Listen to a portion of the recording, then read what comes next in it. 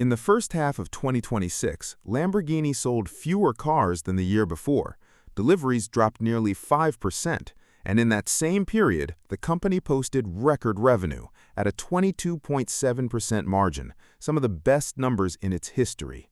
Fewer cars, more money. That should not be possible for a normal car company, and the fact that it happened anyway tells you almost everything you need to know before you ever sign a check for one of these things. Here's the fact underneath that headline that changes how you should think about the whole brand. Roughly 3 out of every 4 Lamborghinis sold anywhere in the world right now is the Urus, the SUV, and that specific car, the one carrying 3/4 of the entire company's business, is built on a platform that dates back to 2017. A full replacement isn't expected until 2027 or 2028 at the earliest. When one model carries that much of a company's business, that model's product cycle stops being a product story and becomes the company's entire story. So this video isn't really about whether a Lamborghini is a good car. It obviously is. It's about something almost nobody considers before they buy one. When you sign for any Lamborghini today, the SUV, the V12 flagship, or the mid-engine coupe, you are not just buying a car. You're buying a stake in a company whose entire financial engine currently depends on a single, aging vehicle. And every number in your ownership experience, from the wait list to the resale value, is downstream of that one fact. Before we get into it, if you're new here, this is the channel where we take apart the real economics behind things people dream about owning. So hit like and subscribe, because the numbers behind this one are stranger than they look. Here's the idea that reorganizes everything else in this video. A Lamborghini isn't priced the way it is purely because of what it costs to build. It's priced the way it is because of what the company as a whole currently needs it to be worth. And right now, that company has one very specific, very exposed dependency sitting underneath every model in the showroom. 3/4 of Lamborghini's global sales volume rides on the Urus, not the V12 flagship everyone pictures when they hear the name, the SUV. And that SUV is, by industry timelines, aging. Its underlying platform is 9 years old as of this recording, kept fresh through updates like the plug-in hybrid Urus SE rather than a ground-up replacement, because that replacement isn't coming for another year or two at minimum. Financial press covering the company's own recent results has been blunt about it. The Revuelto and the Temerario, brilliant as they are low-volume halo cars that will never fill an SUV-shaped hole in the balance sheet. Lamborghini needs the next Urus to be a hit, and needs it soon, because, in the industry's own words, the current formula of charging more for fewer cars has a ceiling. That last phrase is worth sitting with, because it's the whole video in one sentence. Selling fewer cars at higher prices is not a growth strategy. It's what a company does when it's managing scarcity carefully, rather than expanding a market. And when you buy in during exactly this window, you're buying in at the moment that strategy is being tested hardest. Before the deeper numbers make sense, here's what the current lineup actually looks like, because the spread is wide enough to change the entire conversation depending on which car you're picturing. The Urus SE starts around $252,000, climbing to roughly $280,000 for the SE Performante variant, and realistically configured examples have been documented in dealer inventory well past $330,000 once ad personam options are added. The Temerario, the brand's newest mid-engine model and the replacement for the outgoing Huracan, starts around $387,000, and the Revuelto, the hybrid V12 flagship, starts north of $600,000 and has already been seen at nearly $680,000 on recent listings before a single option is added. 3 completely different price points, 3 completely different customers on paper, and yet all 3 are financially tethered to the same underlying company health, which is currently resting almost entirely on the oldest, least glamorous car in that lineup. Theory is easier to trust with real figures attached, so let's build out a realistic 5-year picture for each of the 3 current models and see how the concentration risk actually shows up in the math. The Urus SE, purchased new at a realistic configured price of around $300,000 once options are added, benefits from the shortest supply and the tightest current scarcity of the three, but it's also the model whose long-term value is most directly exposed to the replacement timeline discussed throughout this video. Every year that passes without a full next-generation Urus is a year where this specific car edges closer to being the outgoing platform rather than the current one, and outgoing platforms in this segment have historically taken the steepest resale hits, exactly as we've already seen in first-generation 2019 examples. The Temerario, at a realistic configured price near $420,000, carries a different kind of risk.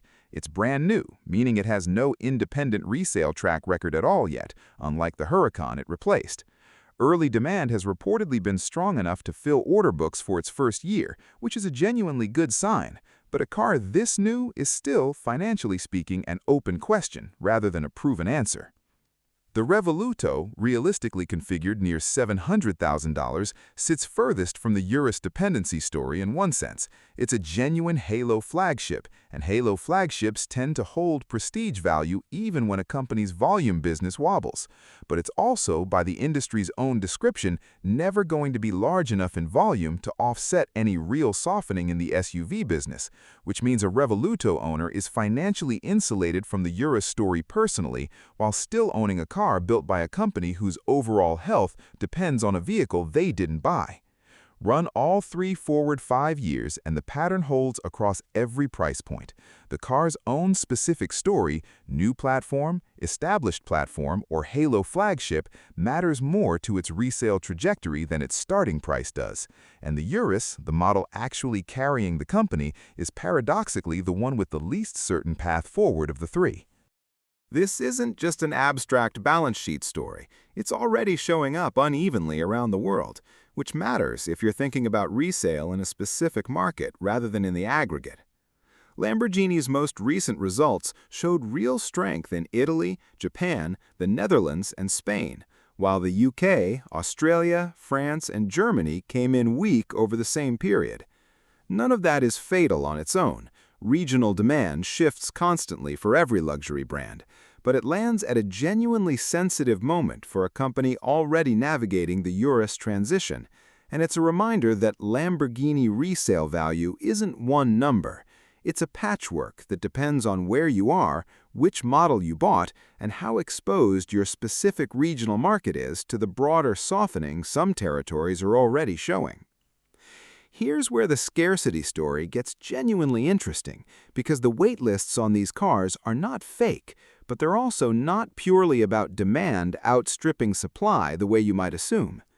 As of the most recent reporting, a customer ordering a new Revuelto today faces a wait of roughly 2 years.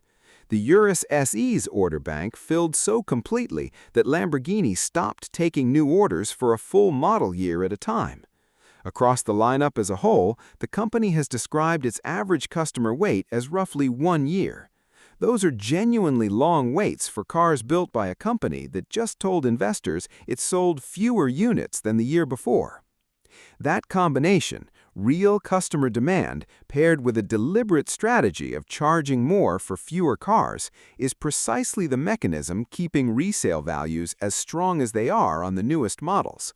It's not an accident that a 2-year wait list and rising per-unit revenue arrived in the same reporting period. A company managing scarcity this tightly is making a conscious choice about how many cars reach the market at all. And that choice is exactly why the newest cars hold their value the way they do, right up until the moment that formula's ceiling, the one the company's own results are already hinting at, gets tested. Whichever model you choose, the annual bills behave the same way, and it's worth being concrete about them because they matter regardless of which of the 3 price tiers you bought into. Insurance on a current Lamborghini runs somewhere between $5,000 and over $20,000 a year, depending heavily on the specific model, your location, and driving history. Routine maintenance averages $1,000 to $2,000 a visit, and carbon ceramic brake work, when it eventually comes due, adds meaningfully more on top of that. None of these figures scale down much just because you bought the cheaper end of the lineup. The same pattern we've seen across other brands in this price bracket applies here, too. A five-figure service bill takes a much bigger bite out of a Urus owner's annual budget than it does out of a Revuelto owner's, even though both cars are serviced by the same network at similar rates. And then there's the options creep, which every serious buyer eventually runs into, regardless of which model they walked in wanting. Carbon fiber packages on the Revuelto alone have been documented adding close to $100,000 above sticker. A realistically optioned Urus SE has shown up in dealer inventory at over $80,000 above its base price. The number that got you interested in the showroom is rarely the number on the final invoice on any model in the current lineup. Here's where owning a Lamborghini stops being one story and becomes several, because depreciation on this lineup does not behave uniformly. The Huracan, now discontinued in favor of the Temerario, currently averages around $322,000 on the used market, a meaningful drop from a well-optioned example's original sticker, but a car with over a decade of production history and a genuine independent following among enthusiasts, which gives it a resale floor that isn't purely dependent on Lamborghini's current corporate health. The Urus tells a rougher story at the older end. First-generation 2019 examples have sold at auction for as little as $132,000, a steep decline from a car that started in the low $200,000s when new. Though limited editions and well-optioned examples have held up considerably better than the average. Notice the pattern. The car with the longest independent history and the most established enthusiast community, the Huracan, has the most stable resale story. The car most exposed to the company's current strategic uncertainty, the aging, soon-to-be-replaced Urus, has the widest and least predictable range. That's not a coincidence. It's the concentration risk from the reframe showing up directly in real resale numbers. Same badge, same era, two different exposures to the exact same corporate uncertainty sitting underneath this whole video. The bad outcome. You buy the newest, hottest configuration specifically because of the 2-year wait list and the current scarcity narrative, paying full ad persona markup on top of an already elevated base price.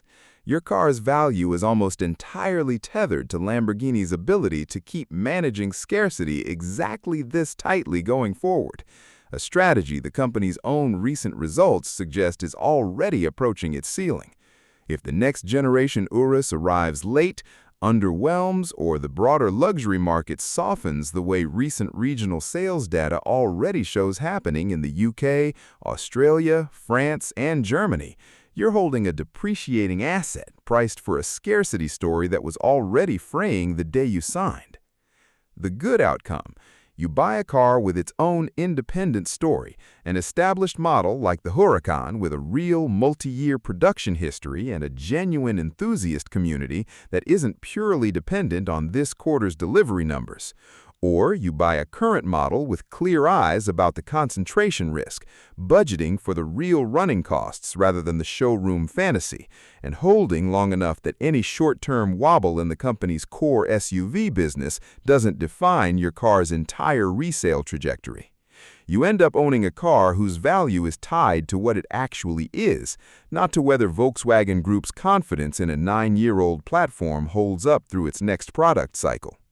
None of this makes buying a Lamborghini irrational, and it's worth being fair about why serious buyers keep doing it even with a company navigating exactly this kind of transition. For most buyers at this level, the car was never primarily a financial instrument. It's a genuinely extraordinary machine, built by a company with real engineering credibility that isn't going anywhere, regardless of how one SUV's replacement timeline plays out. And there's a real counter-argument worth taking seriously. A company under this kind of pressure to get its next flagship SUV right often produces its best, most carefully considered work in exactly that window, because the stakes of getting it wrong are now completely visible to everyone, including the company itself. There's also a structural safety net most buyers never think about, sitting one level above the brand itself. Lamborghini is owned by Volkswagen Group, one of the largest automotive conglomerates on Earth, and that parent company's own scale is precisely why analysts covering these results frame the situation as unease rather than danger.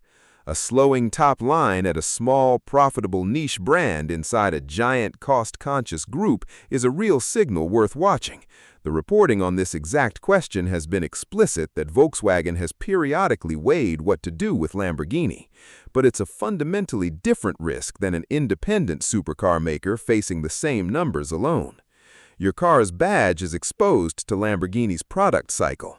Your car's continued existence as a serviceable, supported vehicle is backstopped by a parent company with resources most standalone exotic manufacturers could only dream of. So is a Lamborghini a good thing to own right now? The car itself, almost certainly yes. The company behind it is navigating a genuinely uncertain moment. Record revenue, falling deliveries, and roughly 3/4 of its entire business resting on a 9-year-old platform waiting on a replacement that's still a year or more away. That's the trick hiding in plain sight behind every Lamborghini price tag right now. It was never really just the price of the car. It's the price of a stake in exactly how well one aging SUV's replacement lands whenever it finally arrives. And every owner in the current lineup, whether they know it or not, is holding a small piece of that same bet. So if you're chasing a Lamborghini today, the real question was never just which model you want. It's whether you understand that you're buying into a company at a genuine inflection point, and whether the car you choose has enough of its own story to hold value on its own, regardless of how the next chapter of the company's biggest bet actually turns out.